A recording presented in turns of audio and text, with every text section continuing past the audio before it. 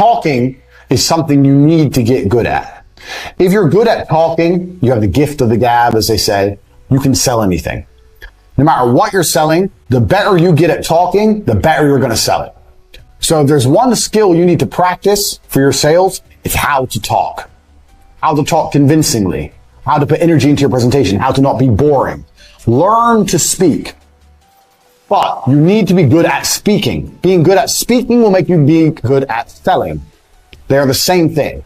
Get used to talking. I've been in presentations over and over again with people who have a fantastic product, fantastic information, great price point, but and the presentation is slick, they've got the PowerPoint, etc., but they're just not good at talking. There's no X factor with their talk. There's no pa-pow. You need to have that pa-pow. You need to get good at talking. Practice it. Practice getting good at talking. That's one of the most important skills you can learn for life. From getting women to selling products, it's exactly the same thing. You need to get good at talking. It's important. So, there's lots of different ways you can get good at talking. My way, the way I talk, suits my personality. You have to develop your own type. But I try my best to make sure I put loads of energy into how I speak. Most people speak and they don't realize super low energy. And when you have the ebook, you don't sell the ebook, you sell the result of the ebook. Because if you sell the ebook, you're bored already. I'm bored. So I scream and I move my arms around and I'm eccentric. I'm over the top. You don't have to be that way. There's other ways you can also be engaging without being the same as me. I know lots of other guys who are engaging other ways. But you have to develop an angle to be engaging. So next time you talk to someone who's an engaging speaker, find out why they're engaging. Even some people are engaging because they laugh all the time. People like positivity. So have you ever been around someone who's constantly laughing when they talk? But then you're like, well, you listen more. Because what the fuck's so funny? His life seems great. I want to know what he knows. Find a way to differentiate yourself one way or another. There's loads of different tips and tricks. I can't tell you to be like me, because I'm me and you're you. But you need to find a way to be engaging. And the way you do that is next time you're listening to someone and you're particularly engaged, work out what about them is engaging. So I like to be high energy. But high energy always helps. Being low energy never helps anything. Even if you're shit in bed, at least if you're high energy, it'll be better than if you're low energy. You can do something. One thing you do need to avoid is, everyone does it. But if you'll notice, you're watching this university, I'm not reading off a teleprompter. I'm doing everything off the top of my head. And I very, very rarely start stuttering or saying, I've trained it out of my brain. And I teach how to do that in the body language course. So if you're watching this and you want to be able to speak like me, free-flowing, machine gun, get the body language course. But you start slowly.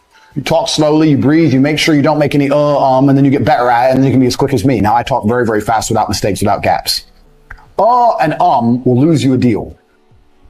Oh, so explain to me how the flux capacitor works. Okay, so you just lost it. You just lost the deal right there. And 99% of people will do exactly that. Even people who are good, even experienced people. Okay, so why? How does the flux capacitor work? I'm going to tell you exactly how the flux capacitor works. Here's how it works. Look at this.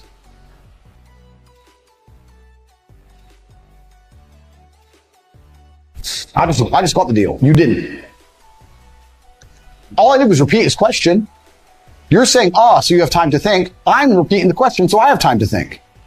Tell me how the flux capacitor works. Okay, or tell me how the flux capacitor works. I'll tell you what I'm going to do. I'm going to tell you exactly how the flux capacitor works. All I did was repeat his question. It's not complicated. There's tips and tricks so you learn how to speak without sounding like a moron. If someone uhs and ahs in a presentation with me, I won't buy from them because I don't like that shit. I don't speak that way. Learn how to not speak that way. The main reason for this isn't to be combat ready, as Andrew touched on in a previous video, but it's more to avoid confrontation. Now, me and Andrew are very controversial characters. Almost nobody who knows who we are likes us. And you are one of the few people, you are one of the elite, the people who actually understand what we're talking about and like what we have to say, but most people don't. That said, we are never started on in the real world. Now, of course, now we're well-renowned kickboxing champions, but we've always had the same principles and the same body language and the same mannerisms. And we've noticed that people do not start on us very often. And the best way to avoid conflict and to avoid combat is to be perceptive.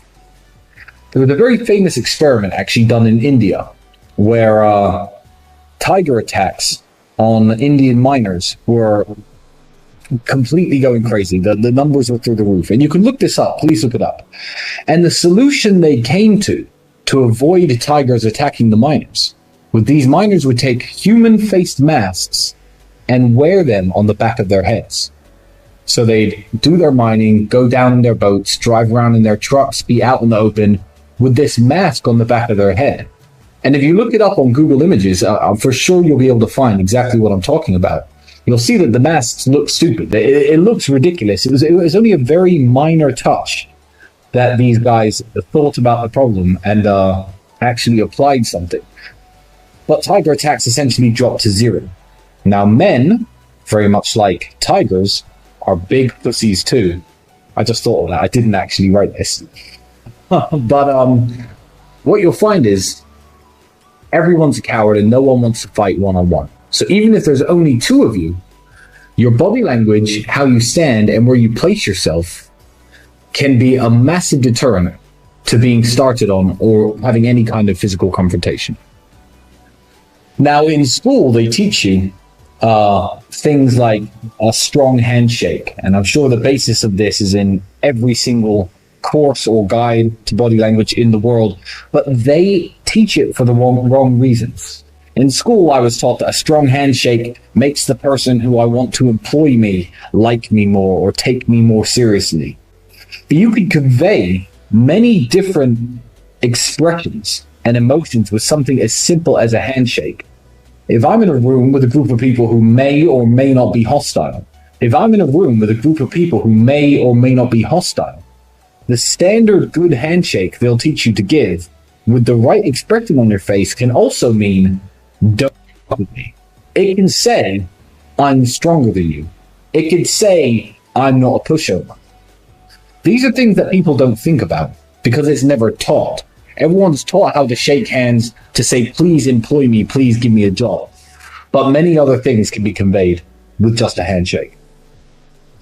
Now, when me and Andrew are out in public, we're always watching each other's backs. Now, paranoia isn't cool, it isn't sexy, and it isn't really alpha to be paranoid all the time that somebody's going to start on you. I know people who walk through the world in this way.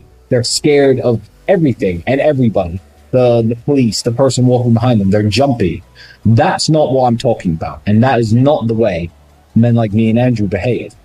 When I talk about watching each other's backs, it's the small things that me and Andrew do that people who hang around with us pick up on. You guys at home won't see these things because they're never recorded and they're never on camera. Me and Andrew always sit, for example, across the table from one another, just in case somebody decides to come up from behind and attack us. It's very much like the tiger analogy, wearing the mask on the back of your head, eyeing his other set of eyes. If Andrew's on a date with a beautiful woman and I'm sitting with my back against the wall and I can see what's going on behind Andrew, Andrew can relax. Andrew can have his good time. He can not worry about looking over his shoulder because, me and Andrew do have a few enemies everywhere, including the city where we live. This doesn't just apply when you're with somebody else, but it can very much apply to yourself. Are you by yourself? Are you in Starbucks getting a coffee, about to do some work on your laptop? Fine. Be very careful about where you sit. Choose somewhere where your back is against the wall. Like right now, I'm sitting in a corner. I can see everything that's going on in the room in front of me. This is the place you want to sit.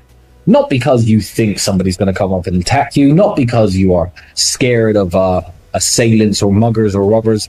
Just being able to see everything that goes on in the room gives you the chance to react to situations. I guarantee if you were to look at some of the violent, crazy things that have happened in Europe, from bombings to terrorist attacks in the last few years, some of the people who survived because of where they were sitting. And it wasn't chance.